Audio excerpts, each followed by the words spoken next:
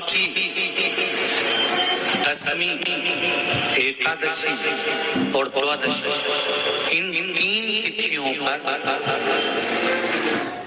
एक रोटी में थोड़ा सा मीठा रखकर सोमक पितृ का नाम लेकर यदि गाय को खिला दिया जाता है, तो अगर कोई पूर्वज प्रेत योनि में भी पड़ा हुआ होता है, भटक रहा होता है, जिसको पिंड नहीं मिला, जो अचानक मर गया होता है, अधोगति में चले गया होता है, उस जीव की मुक्ति दशमी श्राद्ध पक्ष की, एकादशी श्राद्ध पक्ष की और द्वादशी श्राद्ध पक्ष की, ये 3 दिन सोमक पितृ का नाम लेकर रोटी में, पूड़ी में मीठा रखकर अगर गाय को खिला दिया जाता है ये 3 दिन तक, तो वो पितृ कभी भटकते नहीं है, उनको मुक्ति प्राप्त हो जाती है, मोक्ष में।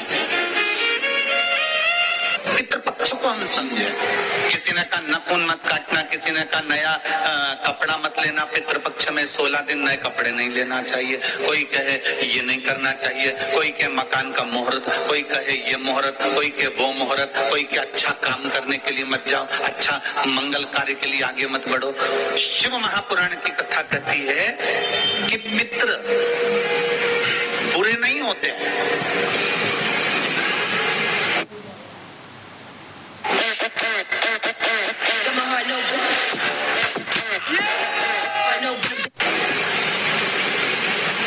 पितृ बुरे नहीं होते हैं। आज लोगों के मन में बड़ा भय हो जाता है। व्हाट्सएप खोलो, फेसबुक खोलो, तो ब्राह्मणों के लिए लोग कमेंट्स करना प्रारंभ कर देते हैं कि अब श्राद्ध पक्ष चालू हो गया, ब्राह्मण जीवने के लिए जाएंगे। कोई ब्राह्मण की तुलना कौवे से कर देता है, कोई कुछ कह देता है, कोई कुछ कह देता है ना।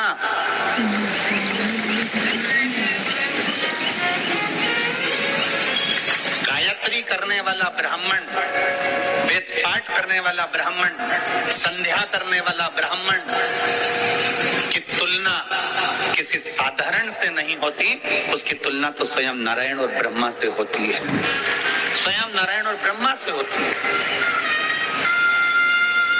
किसी ने कहा कि तुम अभी नया वस्त्र मत लो, पितृपक्ष चल रहा है, नया काम मत चालू करो, पितृपक्ष चल रहा है। श्राद्ध का मतलब क्या है? श्राद्ध का मतलब है आपकी पूर्ण श्रद्धा, आपका पूर्ण विश्वास, आपका पूर्ण भरोसा, पूर्ण श्रद्धा, पूर्ण विश्वास, पूर्ण भरोसा।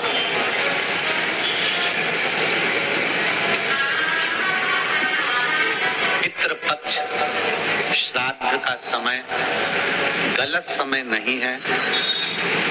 कोई काम आपको शुरू करना है तो पितृपक्ष में शुरू कर सकते हैं।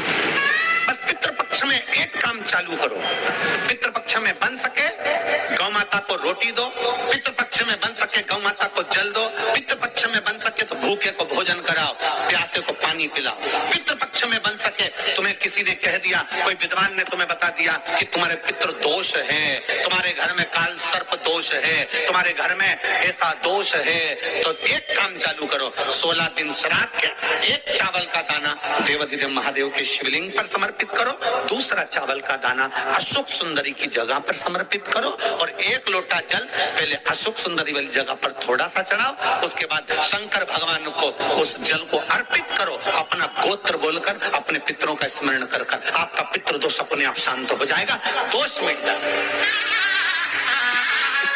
आपका पितृ दोष शांत, आपका दोष समाप्त।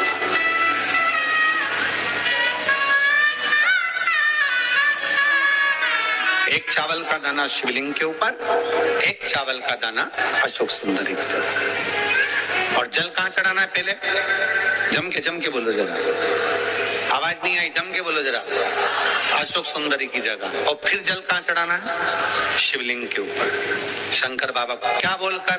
अपना गोत्र। जिसको गोत्र नहीं मालूम उसको एक चीज मालूम होना चाहिए, शंकर का नाम, श्री शिवाय नमस्तुभ्यं, ओम नमः शिवाय, नमः शिवाय।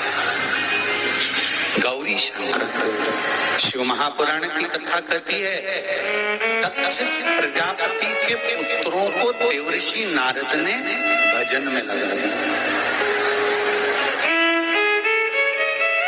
एक बेटी हुई जिसका नाम था स्वधा। क्या नाम है उसका? जम के बोलिए तेरा स्वधा। जितने लोग कथा सुन रहे हैं आस्था चैनल पर, पंडाल में, फेसबुक, यूट्यूब पर, तर्पण शिव महापुराण में इस नाम का उच्चारण 5 बार आप लोगों को करना है। ये स्वधा दक्ष प्रजापति की बेटी है और पितरों की धर्म पत्नी है। इस पितरों की धर्म पत्नी स्वधा का नाम लेने से अगर हमने कंडा, गोबरी, गाय का जो गोबर होता है कंडा, उसको जलाकर अगर धूप नहीं दी हो या किसी ब्राह्मण को भोजन आदि नहीं कराया हो या तिलांजलि तर्पण नहीं करा हो, पिंड नहीं दिया हो या श्राद्ध पक्ष में किसी को कोई दान ना करा हो तो उसका दोष ना लगे, उसके लिए तर्पण शिव महापुराण में पितरों की धर्म पत्नी स्वधा का नाम का स्मरण आप और हमको साथ में करना है। सभी लोग एक साथ में बोलेंगे, स्वधा स्वधा स्वधा स्वधा स्वधा। बस ये 5 बार जो उच्चारण आपने पितरों की धर्म पत्नी स्वधा का करा है, जिस समय पर पितृलोक से आर्यमा देव के साथ में हमारे यहाँ पर आते हैं। और मेरा बहुओं से निवेदन है, बेटियों से निवेदन है, माताओं से निवेदन है, मान लो आपको कोई ब्राह्मण देवता ने कहा कि आपके यहाँ पितृदोष है, आपको कह दिया कि पितृदोष है, तो आपको घबराना नहीं है कि महाराज जी मुझे क्या करना पड़ेगा। पितृदोष है, एक चावल का दाना घर में से लीजिए, हथेली पर रखिए, पानी का जो मटका होता है, हंडा होता है, पानी का जो मटका है, हंडा है, जहाँ पर रसोई घर में तुम पानी रखते हो, उस हंडे के पास में, मटके के पास में उस चावल के दाने को लेकर जाइए, अपने पितरों का स्मरण कर कर स्वधा स्वधा स्वधा स्वधा स्वधा 5 बार बोलकर शंकर भगवान के शिवलिंग पर तुम्हारे घर में शिवलिंग हो तो घर में, और अगर मंदिर में शिवलिंग हो तो मंदिर में उस चावल के दाने को चढ़ा दीजिए। कैसा भी पितृदोष होगा समाप्त होगा, मात्र स्वधा का स्मरण बहुत।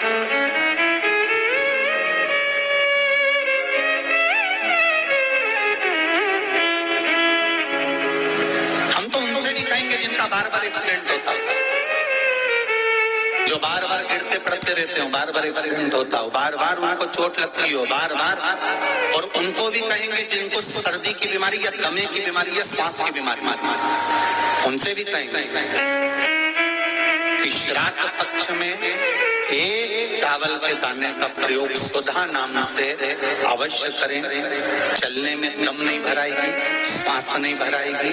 और दूसरा, जो सर्दी का जिसको कोटा होता है, बार बार सर्दी हो जाती है, निमोनिया हो जाता है, कफ बना रहता है, उनके लिए भी स्वधा नाम का स्मरण